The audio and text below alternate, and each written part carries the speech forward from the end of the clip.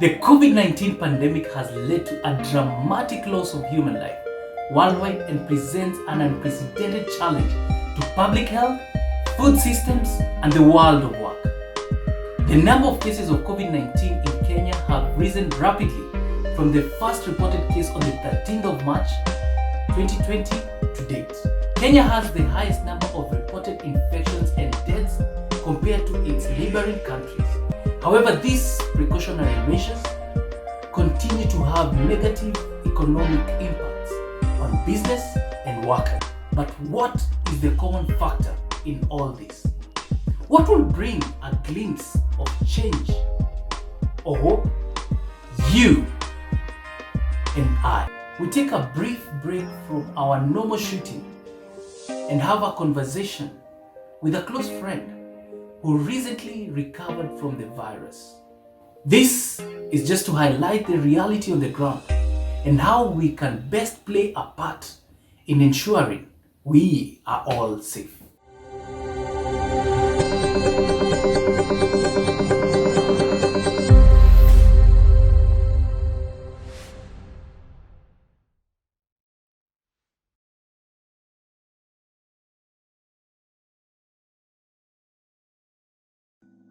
So, the results. When did you get the results?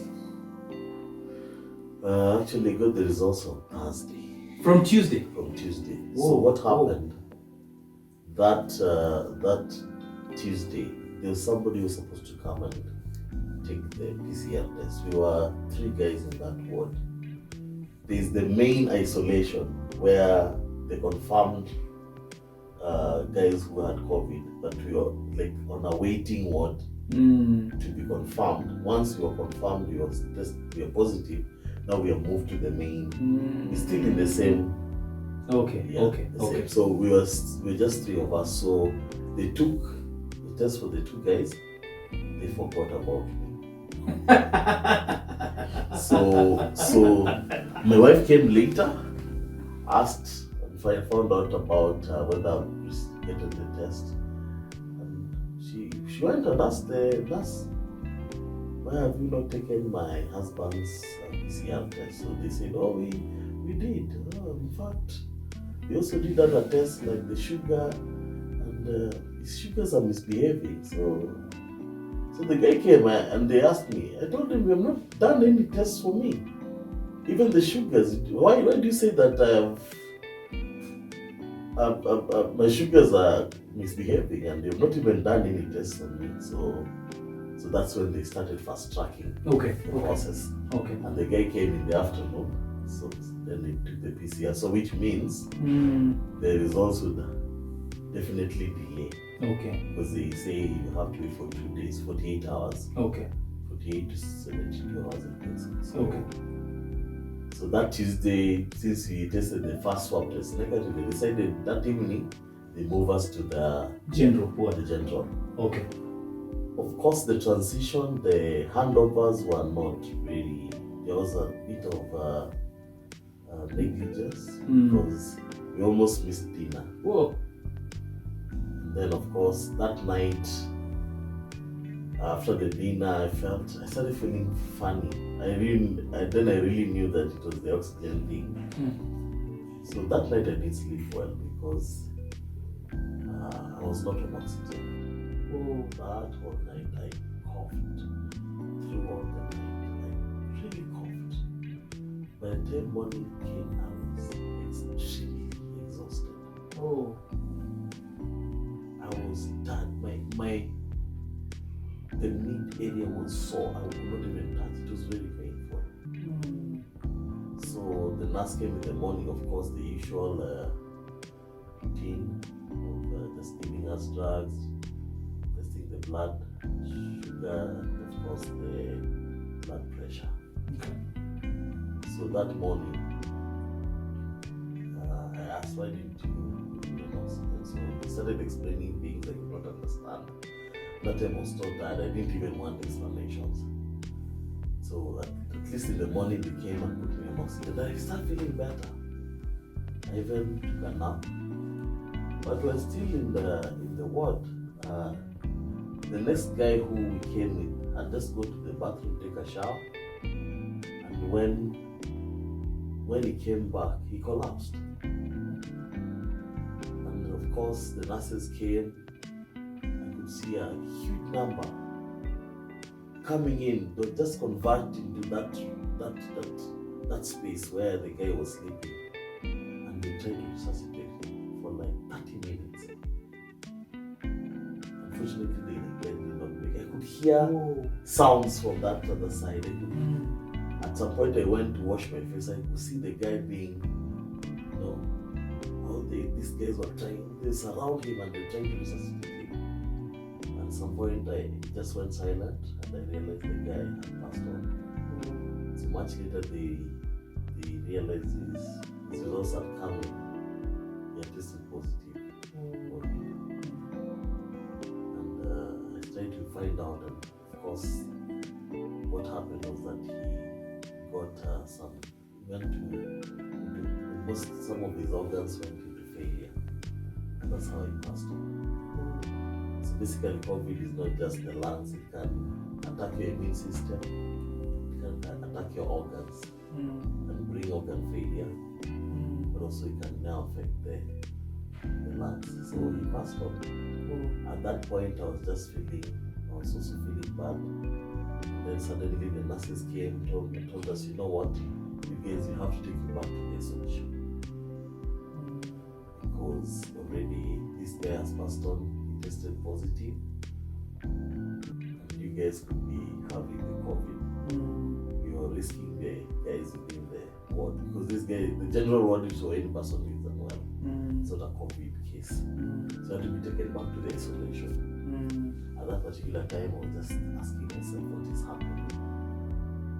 At that particular time, my sugars were spiking all over.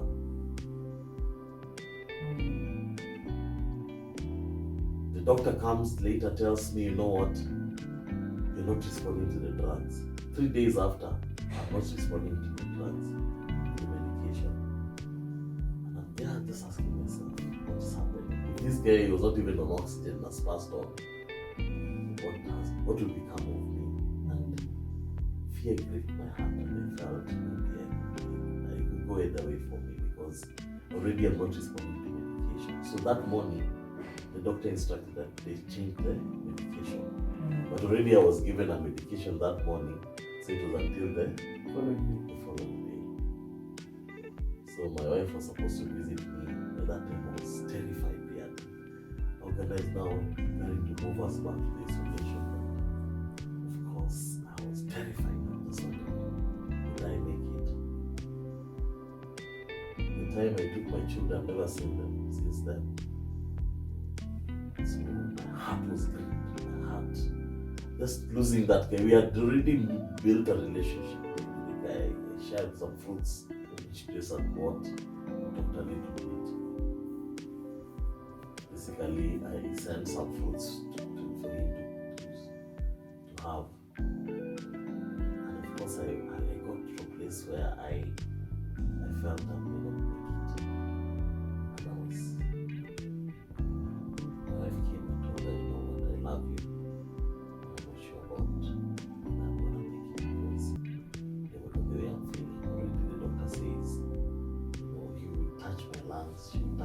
She would fill them with that machine, and she told me, no, there's nothing I'm feeling. Probably the mucus was already inside the lungs. There was too much mucus that she would not feel even my breath, my breathing. So I talked to my wife and told her, I took some of the things she brought me. I could not eat them, fruits and all that. She bought some snacks for me. Just returned them to her, just told her, just know that I love you guys. Just pray for me, because so when she found me, my eyes were sunk.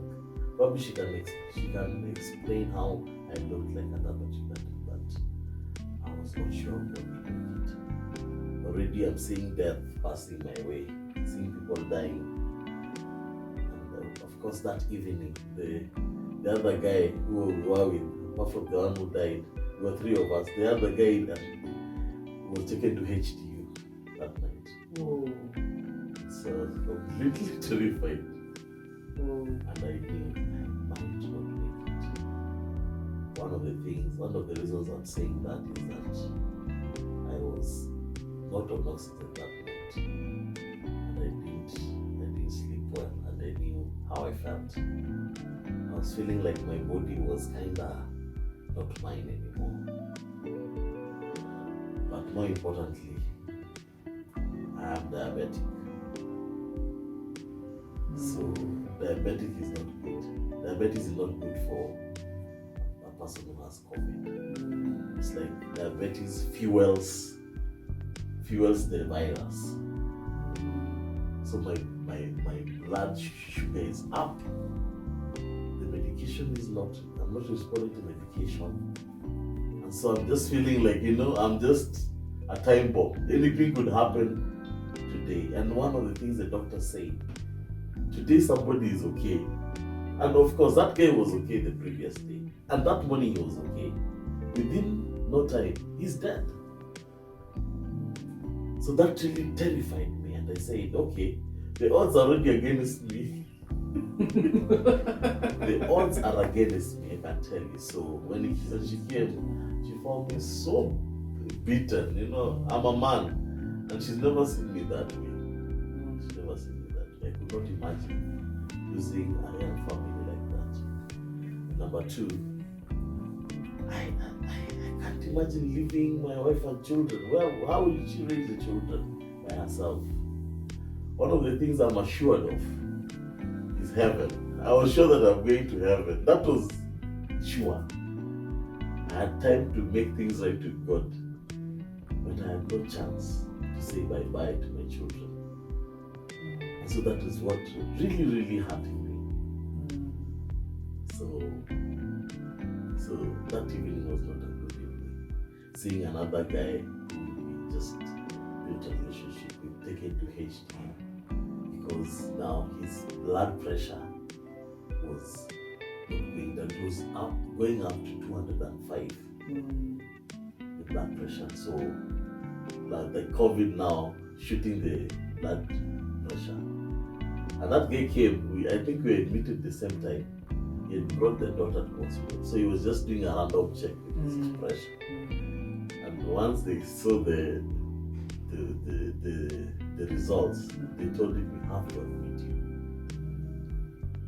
And funny enough, it was COVID. So Jerry, you have gotten the feedback, the results that he's positive. He has told you one of his people that he was sharing the work with has passed on in the morning. Another one is in HDU. He's telling you bye-bye. What was going through your mind? So actually now what happened that particular Wednesday, I went to visit him in London. Just like I planned it. I did that on Tuesday. Now on Wednesday was my second day. So this day I went and found him. He was looking really weak. Didn't talk, but he couldn't finish a sentence without coughing. When talking was a task for him. And then his eyes were really red and sunken. Then I remember talking to him, and he was the words that, like whatever he was saying, I was like, wow, he's like giving up. And here I'm thinking, already he's confirming now whatever I'm thinking could happen. And with COVID and people who have sugar, mostly when you hear someone had these underlying issues, like they tell you that most of the time they don't make it. So for me now, I thought this is a death sentence. So that Wednesday, actually, so the man, actually now, because I'm sure you're wondering how I got to see him and he's in isolation. So this is how they do it at Metropolitan. Other hospitals don't allow you to see someone who's in isolation. But now what happened is, they had told me that I cannot see him, and they had actually barred me from seeing him. But every day I went to that hospital with the hope that they'd allow me to see him, because I couldn't imagine losing him and not seeing him. What's happening?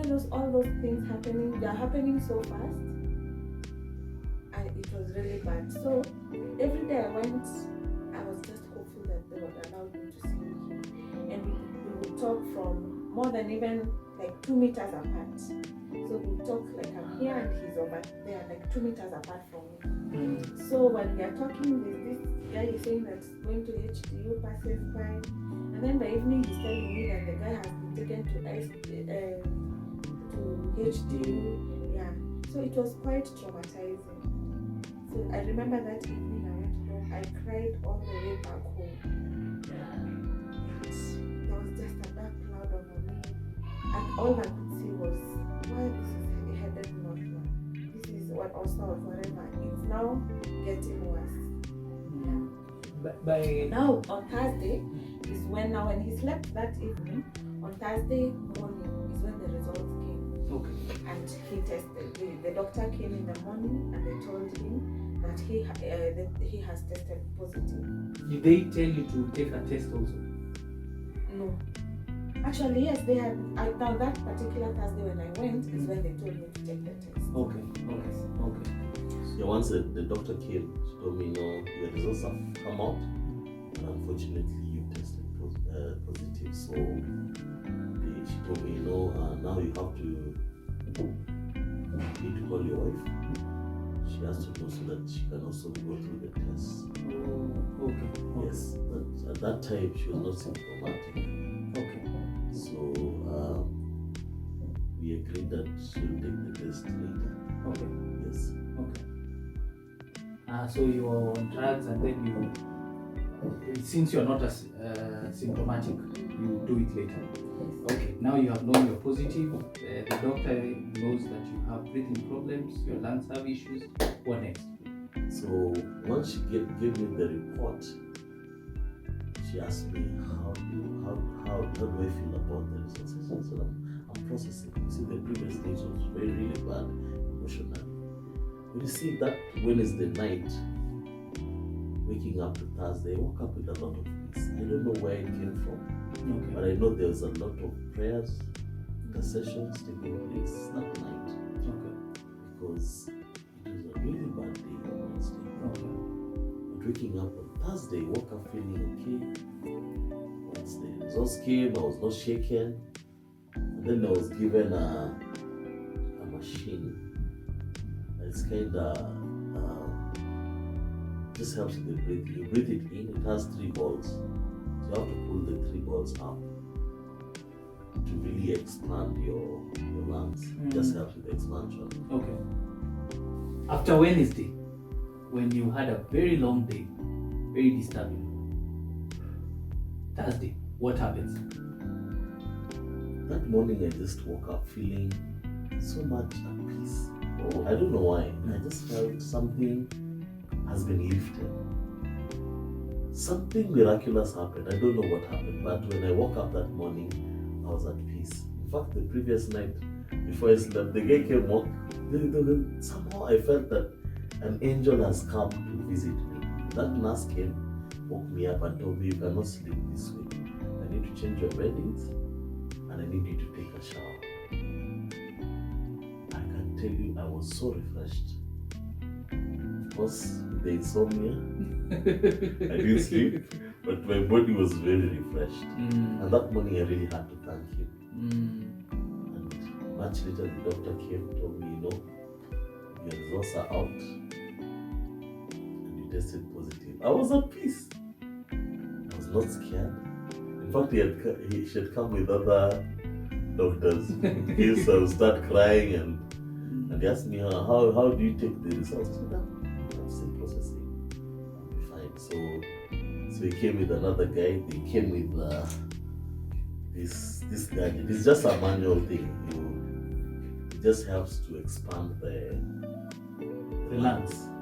Basically, COVID accumulates mucus. The mucus is so thick. It's not like it's a thick. It's even semi-liquid. So it accumulates in the lungs, and then if it's not treated, it dries up. It dries up like plastic, so that you cannot breathe, and that's when you pass on. So this helps in opening up the lungs. So you have to pull the 3. Let me just demonstrate. You have to pull it and hold it for a while, then relax several times. Okay. So the first time I tried, I only pulled one. And I started coughing. And I realized my lungs were really not okay. I could not even pull the two, only this one. So that time I decided, I was so determined. I got a certain determination, I got a certain hope. And my wife just came in and I was just given this. So I started pulling. Every time I pulled, I would cough and spit blood. And so the nurses came and wondered why this guy coughing. So I was so determined. I started pulling this thing. And that day I did 30 reps, 4 times that afternoon. By the time evening came, I was tired, but I had done something. On Friday morning, they started reducing the oxygen intake. It went to 5. By Saturday, by Friday evening, they had reduced it to 4. They used something called the oximeter to just see your oxygen levels. How is your oxygen intake? And once they realize that you're taking more, they start reducing the oxygen from the tank. Okay. So it went from 5 to 4. Wow. By Saturday morning, they had reduced it to 3. So I was still using this, and I was so determined. I started walking, pacing through the corridors of the ward. I would breathe in and walk and breathe in and walk and breathe in. And my goal was that I was going to be discharged on Monday, the following Wow. week. My goal was on Monday. Guys, you have to be determined to do anything, man. I was so determined. I pulled every time. I would do so many reps. I got from 30 to 45, and I would do more reps through the day, and walking and walking and walking. And by the time Saturday came, Saturday evening, they had reduced it to 2. Wow. By Sunday morning, they had reduced it to 1. So I went to the loo, expecting the doctor that morning. When I was coming back, we just found each other at that at the entrance. So he's asking the nurse, where is this guy? And he said, this is the guy. Oh, no, so he came in and he asked me to pull this thing while they put the oximeter. I pulled it without the oxygen, and I hit 95. Whoa. And he said, let's do this. We're not going to put you on oxygen today. Let's see how it goes. Just continue using this machine, and you see. By Monday, I was just hitting 93, 92, 93, 92, 93. And the doctor came in the morning and told me, we're going to discharge you on Monday. Wow. When you're determined, you can achieve anything. Oh yes, by the grace of God. Let me ask you, Yes. just to capture, for anyone who out there does not believe that there is COVID, what is it that you will tell them? Wow. So we start with you, Jerry. After experiencing firsthand, what is it that you will tell them? Anyone who does not believe that there is COVID, that it is a government, Propaganda. Yes. I experienced it firsthand,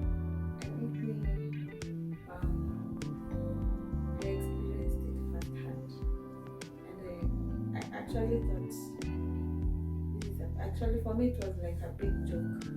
Then I'm thinking, but COVID is real, very real, and it's just a weird disease. It's just so weird because if you could hear the doctor explain, there's no day we were given hope that Ken is going to be fine. Reason being, they're also not sure of what they're treating. And anytime you ask the doctor, now what are your projections? Like when do you think, when should we start expecting things to get better? I remember asking the doctor that question because we're also thinking, actually our question was, now since he has started the new medication, when should we start seeing the change? And I remember the doctor telling me that it's just a watch and wait. and they told us that they're not treating COVID. Whatever is happening with him, they're only managing because they could give medication for clots to prevent bad clots. They would then inject Steroids. steroids, they would give antibiotics and all those. So they were only managing because managing the symptoms and maybe any that they expected to occur. But the virus itself, it just heals. It just heals. Your body It's up to heals. your immunity It's up to your to fight immunity to the fight. virus. Yes. What would you tell people who don't believe this COVID? Well, it is real. It is real. I remember the first symptoms. I was wondering, the symptoms were more than the malaria fever, the typhoid, flu. It had a different feeling in my body. I could feel something. This is not common. I've never felt this way when I'm sick.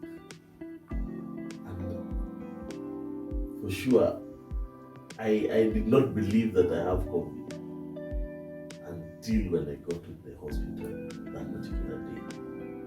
But I can assure you, it is real. You cannot run away from it if you do not take good care of yourself. Do you have verses that, quotes that you are thinking through to help you sail through during this dark moment? Any Yeah, verses I that think Psalm 91 was a key scripture. Psalm 91, you can go through it and it talks about thousands may fall at your side, 1,000 at your right hand, but it will not come near you. COVID is falling people down. People are dying every other day, thousands. But God has promised that it will not come near you. I have friends who have passed on. Until people are waiting until COVID comes to your home, then you can say, now I believe there's COVID. I used to hear it from afar. Now I could hear it with my friends. Now this time, it's come home.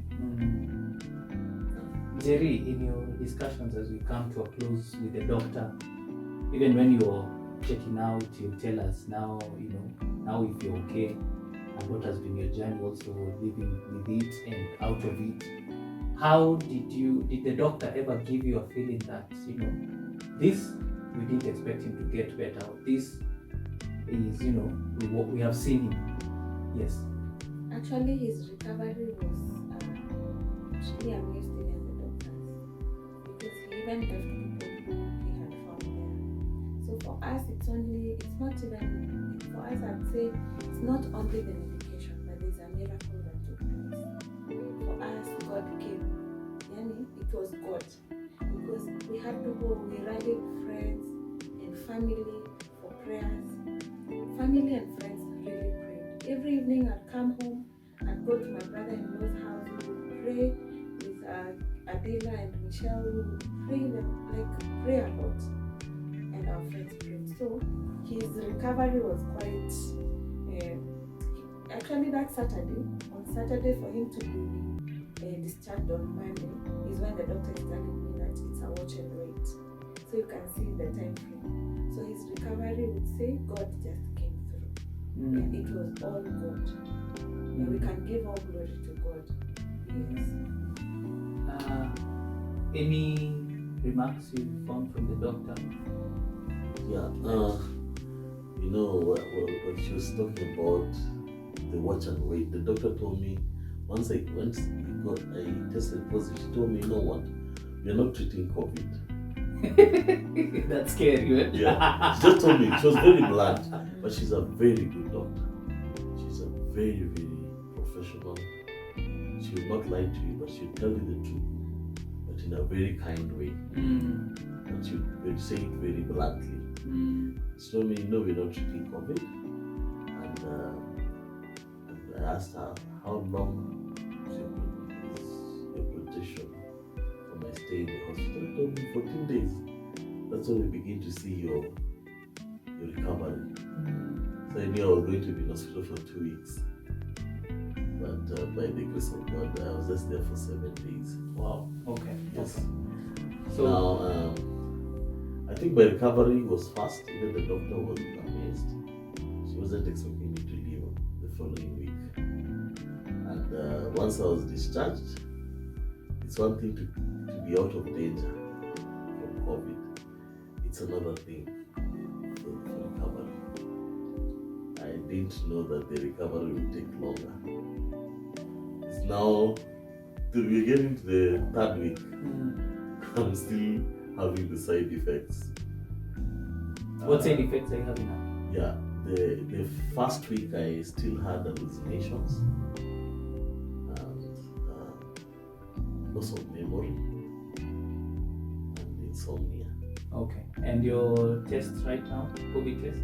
Yeah, I took the test after 21 days and they tested negative. Okay. So on Monday this week I went for a review.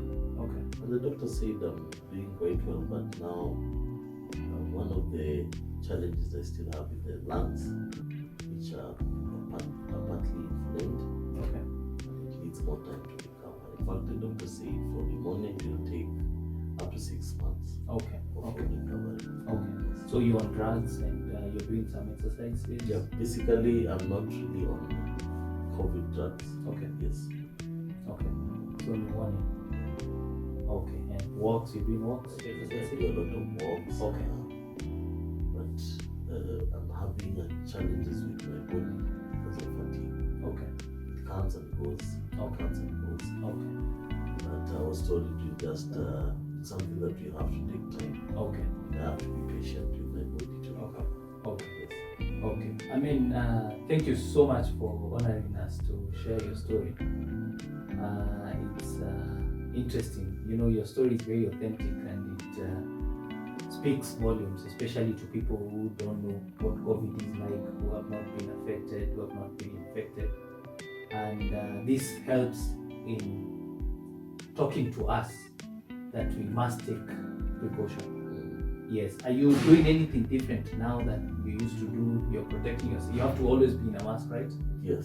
You have to always wash and keep social distance, right? Yes. So this is the same message that you want to give people. And what would you tell people who are in business who have been affected by COVID, either because of the curfews or people have no spending power? What would you tell them?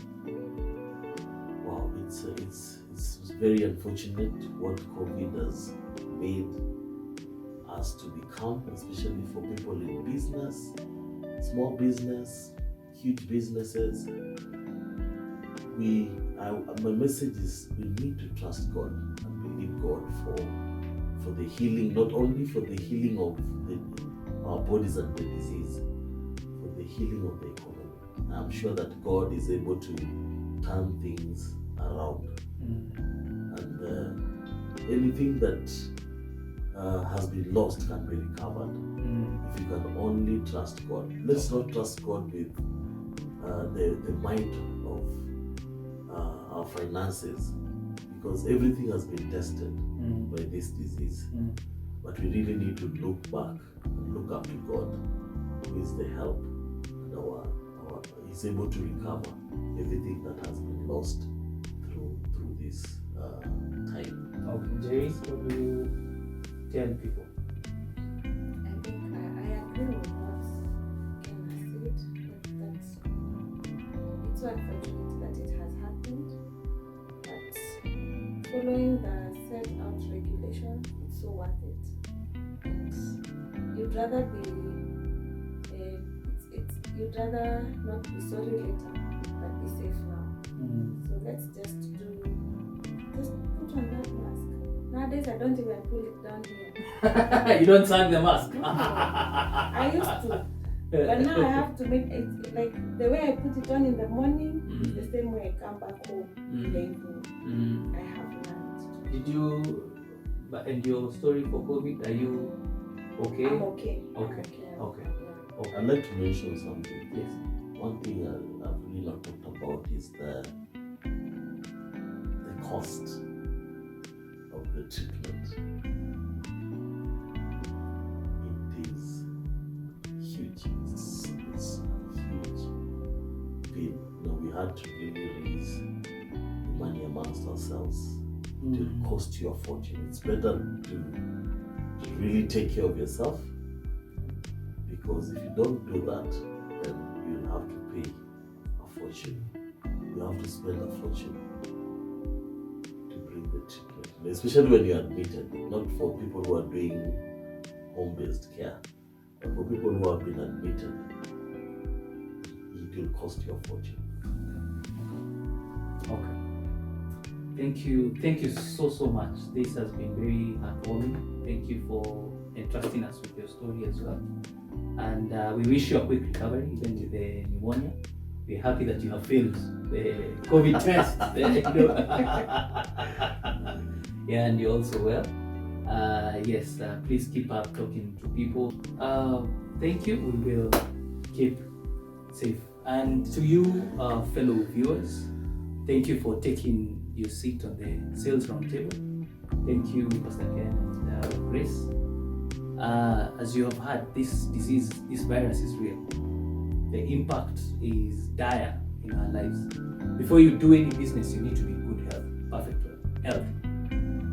Your health is your wealth. Take care of your health.